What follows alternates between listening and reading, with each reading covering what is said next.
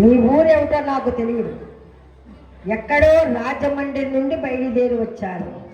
ఇక్కడి వరకు నన్ను తీసుకువచ్చారు అంటే పెద్దల యొక్క అనుగ్రహం, రామానుగ్రహం. అందుచేత కథా ప్రారంభం చేస్తున్నాను. అందరూ కూడా సావధానంగా వినండి. అయోధ్యాధీశ్వరుడైనటువంటి దశరథ మహారాజు గారు, దశరథుడంటే అందరికీ తెలుసు, కౌసల్య అంటే అందరికీ తెలుసు, కైకేయి అంటే అందరికీ తెలుసు, లక్ష్మణుడంటే తెలుసు, భరతుడంటే తెలుసు. అంటే రామాయణంలో ఉండే ప్రతి ఒక్క సన్నివేశం కూడా చిన్నపిల్లల దగ్గర నుండి ప్రతి ఒక్కళ్ళు విన్నటువంటి కథలే ఇవి.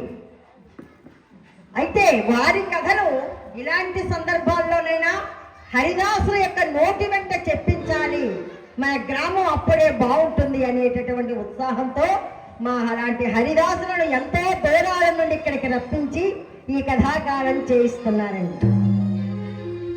ఆ దశరథ మహారాజు గారు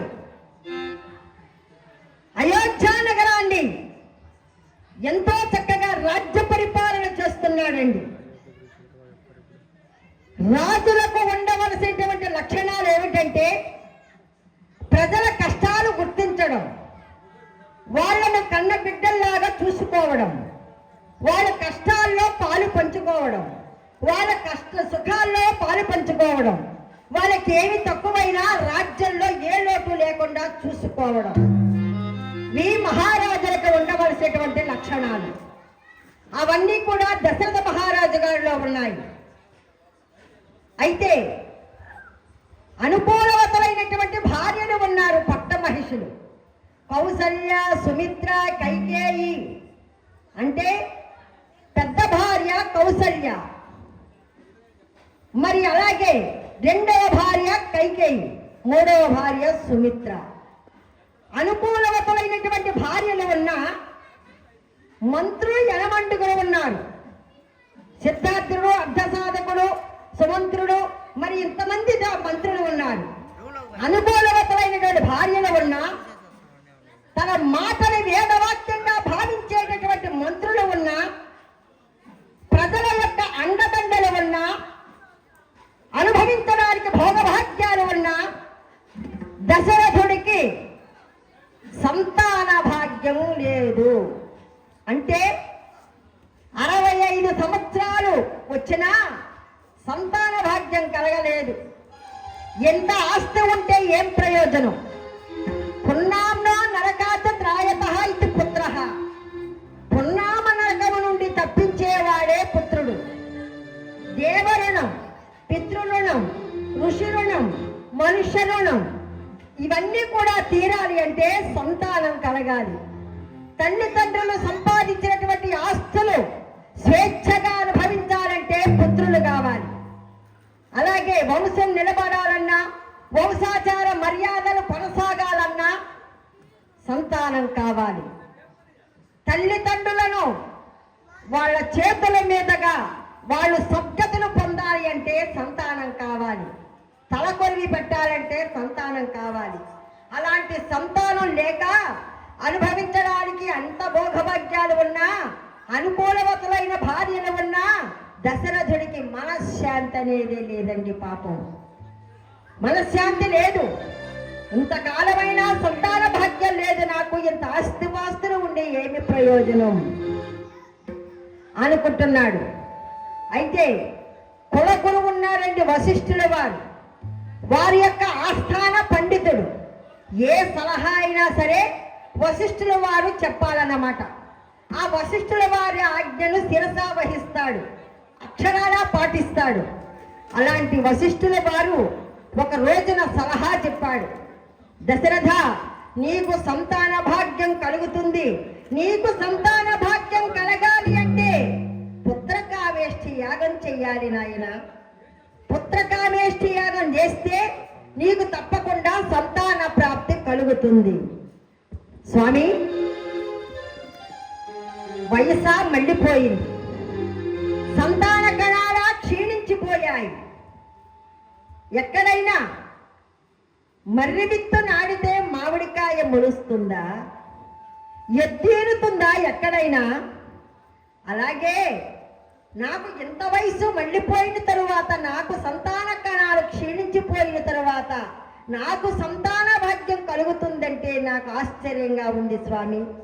అంటే లేదు దశరథ, నీకు తప్పకుండా సంతాన ప్రాప్తి కలుగుతుంది. ఎందువల్ల? ఒక ముని కుమారుడు, శ్రావణ కుమారుడు, తల్లిదండ్రులు పుట్టు గుడ్డి వాళ్ళు శపించినటువంటి కారణంగా నీవు పుత్రా పుత్రా పుత్రా అని చనిపోతావని శపించారు కదా. ఆ శాప కారణం చేతలైనా నీకు సంతాన భాగ్యం కలుగుతుంది. అందుచేత నీవు తప్పకుండా పుత్రకామేష్టి యాగం చెయ్యి వశిష్ఠుల వారు అన్నారు.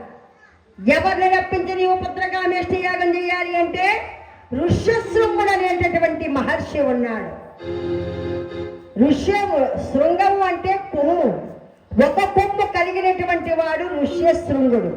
అసలు ఆడవాళ్ళంటే ఏమిటో తెలియనటువంటి వాడు, సరసాలంటే ఏమిటో తెలియనటువంటి వాడు, సంసారం అంటే ఏమిటో తెలియనటువంటి వాడు. అలాంటి ఋష్యశృంగుడు ఉన్నాడు. ఆ ఋష్యశృంగుడు ఎక్కడ అడుగు పెడితే అక్కడ ఆ యొక్క రాజ్యం సస్యశ్యామలంగా ఉంటుంది. అందుచేత ఋష్యశృంగుడిని రప్పించి నీవు పుత్రకామేష్టి యాగం పూర్తి చెయ్యవయ్యా అని సలహా చెప్పాడు ఆ యొక్క వశిష్ఠుల వారు. అన్నాడు కదా, స్వామి మీరు చెప్పింది బాగానే ఉంది, కానీ నాకొక్క సందేహం వస్తుంది. కొండ తల కింద పెట్టుకొని రాళ్ల కోసం వెతికినట్లుగా మీలాంటి మహానుభావులు నా ఎదురుగా ఉండగా ఎక్కడో ఋష్యశృంగిని రప్పించి ఇక్కడ పుత్రకామేష్టి యాగం చెయ్యడం ఏమిటి స్వామి అంటే, అది కాదు నాయన. ఋష్యశృంగుడు చాలా గొప్పవాడు.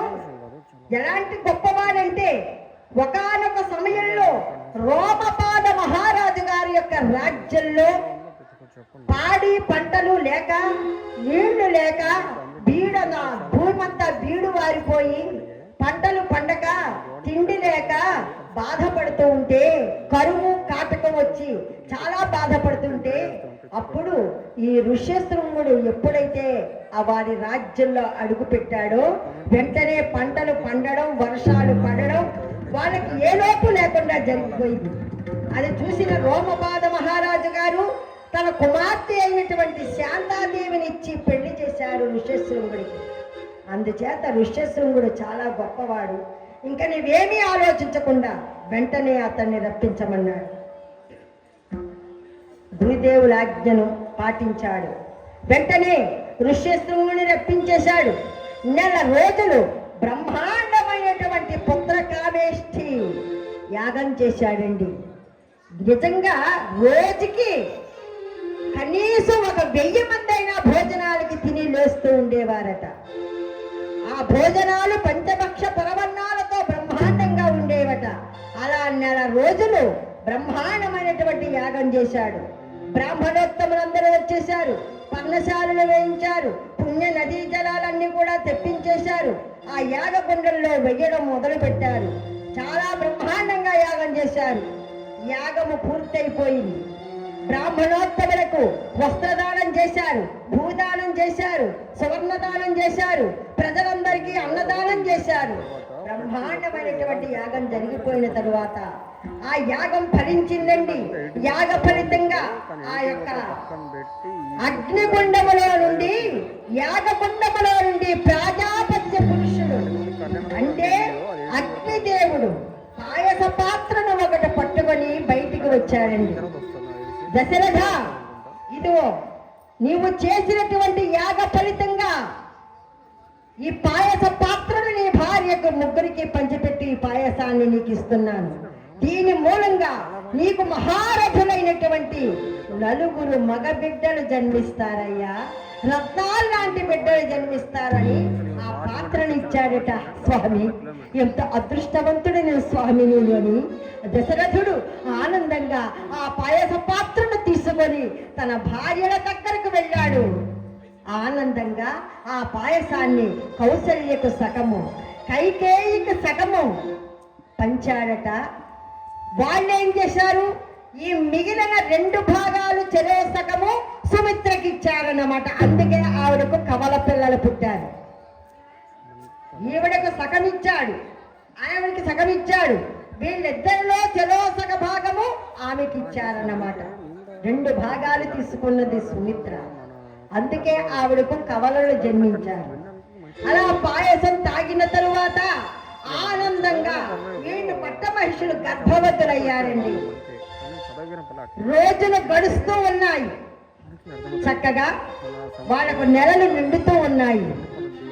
ఆ సమయంలో భార్యలకు భర్తలు ఏ రకంగా చూసుకుంటారంటే ఎంతో ప్రేమగా చూసుకుంటారు. పిల్లలు పుట్టే పిల్లల మీద వాళ్ళకు మమకారం ఎక్కువైపోతుందన్నమాట. ఎంతో జాగ్రత్తగా వాళ్ళు ఏమి తినాలో, ఏమి తాగాలో, ఏమి చదవాలో అవన్నీ కూడా మంచి అనేది వాళ్ళకు చెబుతారన్నమాట.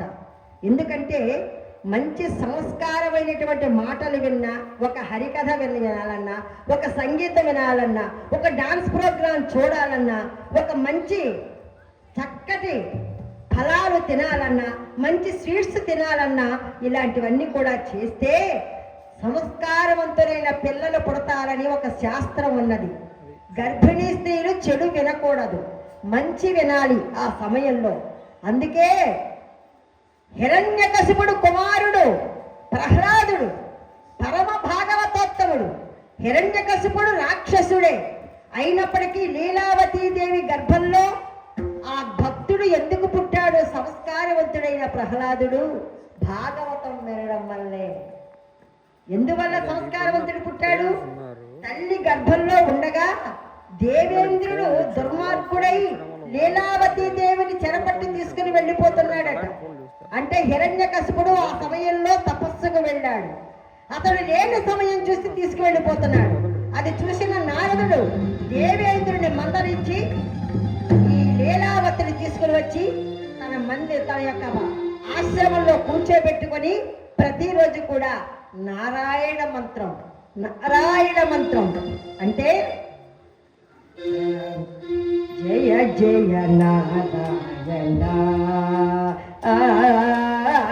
జయ జయ నారాయణ